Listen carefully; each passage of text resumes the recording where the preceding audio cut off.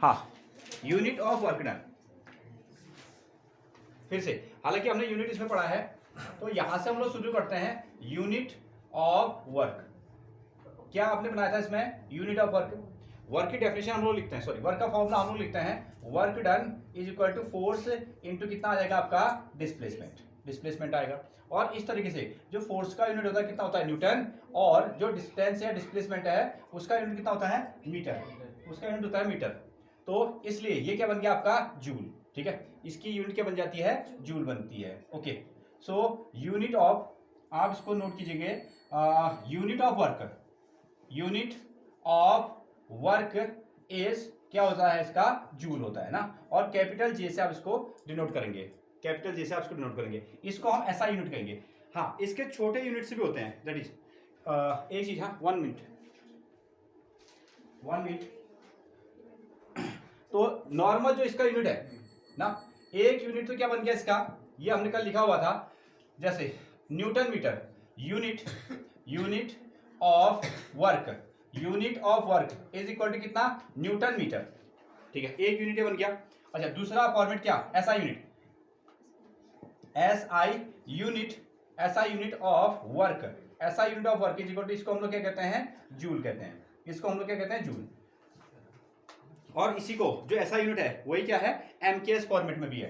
इसका फॉर्मेट क्या हो गया आपका? MKS format. ठीक है, मीटर है, देखिए एम स्टैंड फॉर मीटर, के स्टैंड फॉर किलोग्राम और एस स्टैंड फॉर कितना? सेकंड हो गया। अब इसका छोटा फॉर्मेट बनाओ। ठीक है, unit, CGS unit, CGS unit, CGS unit. ठीक है, इसका क्या मतलब है? ये मीटर था, ये सेंटीमीटर हो गया, ये किलोग्राम था, ये ग्राम हो गया, और सेकंड को क्या रहता है? सेकंड रहता है। तो सीजीएस में जो इसका यूनिट होता है दैट इज अर्ग। इसको हम लोग क्या कहते हैं? अर्ग कहते हैं। ठीक है, सीजीएस में जो इसका यूनिट होता है वो हो गया आपका अर्ग। सीजीएस में इसका यूनिट हो गया आपका अर्ग। नोट करें,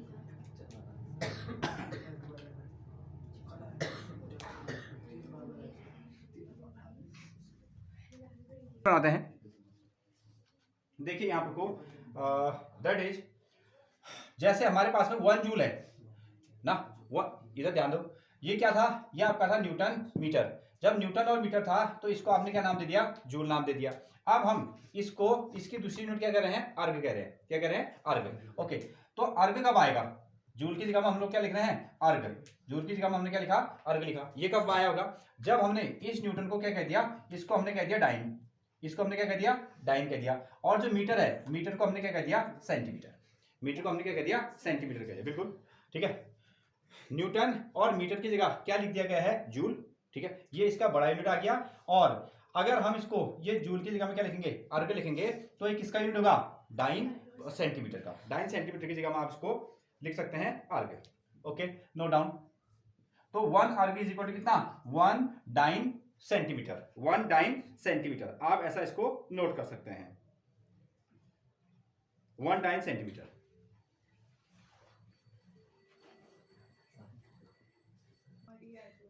ना एक चीज यहां ध्यान दो, अब ये जो न्यूटन है ना, न्यूटन का देखिए, न्यूटन और मीटर को आपने जूल कह दिया।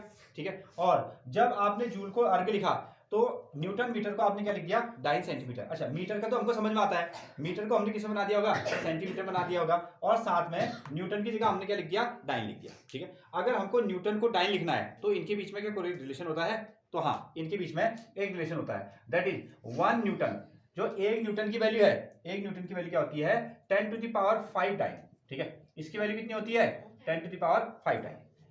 1 न्यूटन का मतलब हो गया 10 टू द पावर कितना? 5 डाइन हो गया। ओके, यहां आते हैं अब जूल के साथ, जूल और अर्ग का रिलेशन बनाते हैं। जूल और अर्ग का देखें तो यहां से हम लोग आगे हैं, विच इज, देखो हाँ, यहां से आइए। तो 1 joule, 1 joule is equal to कितना था? ये था आपके पास में न्यूटन मीटर। ये क्या है आपका? यहां देखो पहले। ठीक है, एक फॉर्मूला ये बन गया और दूसरा फॉर्मूला ये बन गया। ठीक है, 1 joule is equal to 1 newton metre और 1 erg is equal to 1 dyne centimetre. ठीक है, यहां से न्यूटन और डाइन के बीच का रिलेशन क्या है? 1 न्यूटन की वैल्यू क्या होती है? 10 टू द पावर 5 डाइन होती है। ठीक है, ये 3 चीजें आपको मिल गई हैं, ये आपको 3 चीजें मिली। अब इनको हम कंबाइन करते हैं, वापस यहाँ से आते हैं। 1 joule is equal to newton metre, ये आया।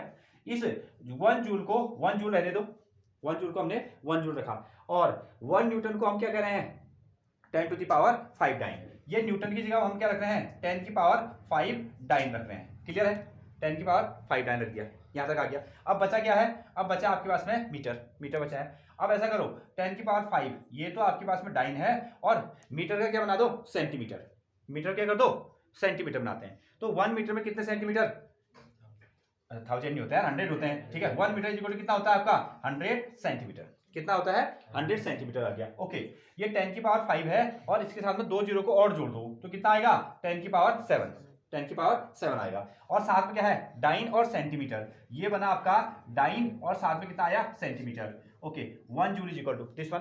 अब इसमें देखो इक्वेशन नंबर सेकंड में डाइन और सेंटीमीटर की जगह में हम क्या लिख सकते हैं अर्ग, डाइन और सेंटीमीटर की जगह में क्या लिखा जा सकता है अर्ग लिखा जा सकता है। तो 1 जूल इज इक्वल टू 10⁵ है, डाइन और सेंटीमीटर की जगह क्या लिख दिया अर्ग लिख दिया।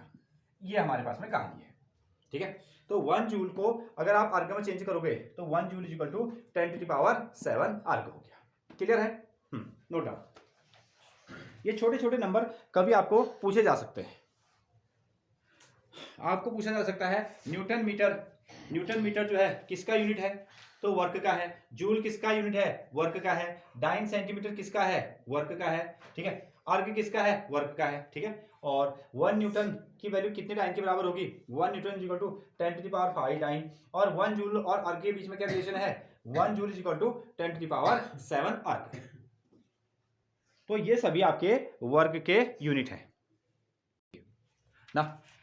तो आपकी डेफिनेशन है दैट इज 1 जूल वर्क, ठीक है। वर्क की डेफिनेशन आपने लिखी है, तो यहां हमको डिफाइन करना है कि भाई 1 जूल क्या होता है, 1 जूल, ठीक है। हम फॉर्मूले से इसको बनाएंगे।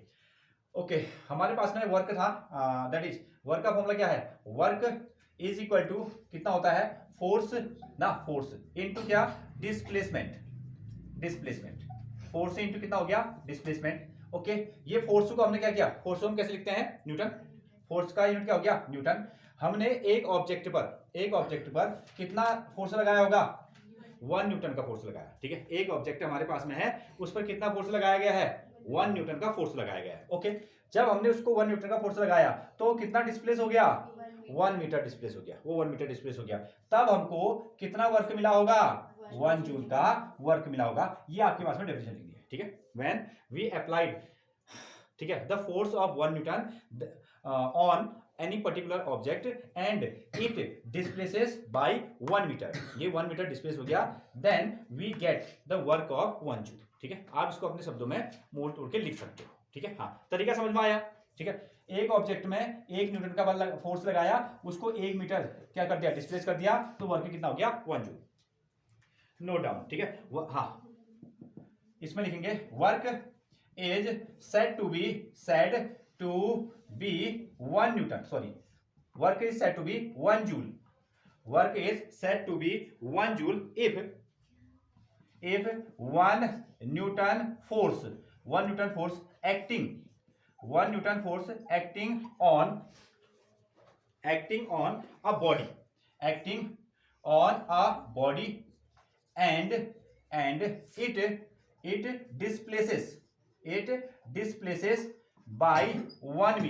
it displaces by 1 मीटर, और इसको क्या कर दिया है 1 मीटर डिस्प्लेस कर दिया, ठीक है। ये शब्द भी जरूर जोड़ना है, displaces by 1 metre in the direction of force, in the direction of force, ये शब्द आप जरूर जोड़ना ना।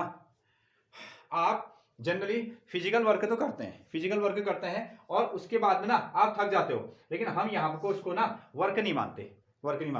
तो यहाँ फिजिक्स में क्या होता है, फोर्स भी लगाना है और ऑब्जेक्ट ने क्या होना है उसी की डायरेक्शन में डिस्प्लेस भी होना है, तब जाके उसको क्या कहा जाएगा भैया यहाँ को वर्क हुआ, अदरवाइज नहीं हुआ। हाँ, नोट कीजिए, ये डेफिनेशन को आप अपने शब्दों में भी लिख सकते हैं।